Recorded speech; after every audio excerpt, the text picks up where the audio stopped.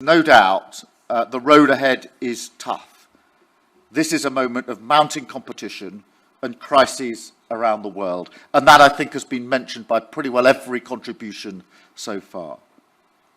Fragility in the Middle East, rising threats of authoritarianism and fragmentation, as well as Russia's ongoing unjustified war in Ukraine.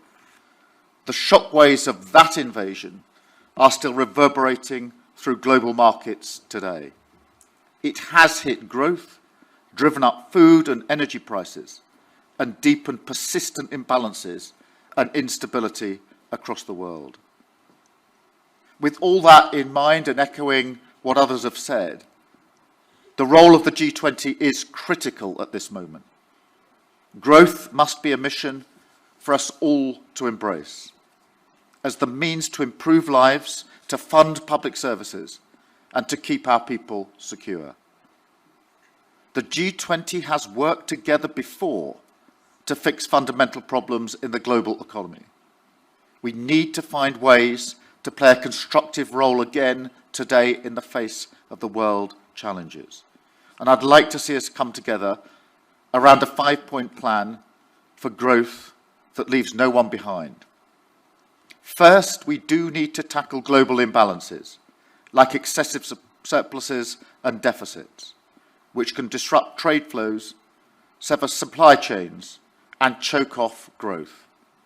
For deficit countries, that means acting to stop unsustainable borrowing and prioritise the investment and structural reforms that drive up growth. For surplus countries, it means taking action to reduce subsidies and other trade distortions, as well as measures to boost domestic consumption. Second, we should promote open and balanced trade, taking steps to liberalise trade where we can, with new agreements that lower tariffs and barriers and return to the stability and certainty that business needs. This is a real priority for my government, and I'm proud of the agreements we've reached and the progress that we've made with partners like India and the EU, benefiting our economies and creating new opportunities for our people. Third, in an era of instability, we need to make our economies more resilient.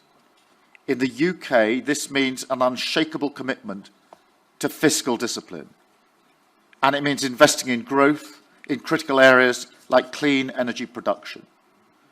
We want to work with partners around the world on this to protect us all from future energy shocks, and we want to act together to secure vital supply chains, including for critical minerals. Fourth, we need to reform the international rules-based system so that it is fit for the modern world. We need to work together to ensure organisations like the WTO are more able to be agile with new rules to meet modern challenges like environmental and digital trade, and better and more flexible decision-making processes so that those who want to make progress can get on and do it. Finally, we do need to work together to tackle the unique challenges facing emerging economies, especially in Africa, whether it's the growing debt burden or the financing gap for the Sustainable Development Goals.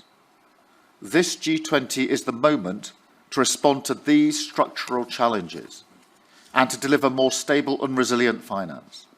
We're working on that through the London Coalition on Sustainable Debt. We need to go further under the G20 Common Framework to make debt restructuring better, faster, and easier. And we need to crowd in more private capital. We're working with the industry to break down regulatory barriers in the United Kingdom, and we want to see multilateral development banks take more risk and partner more with the private sector in new, innovative ways to mobilise finance. AJ and I have been discussing this in some detail, and I think we agree there's huge potential for this to go further. For the good of all our people, it is time to make it happen. So let me thank you once again, President Ramaphosa, for your presidency of this G20. I wish the US the best of luck next year in 2026, and I look forward to taking forward the agenda during our presidency in 2027. Thank you.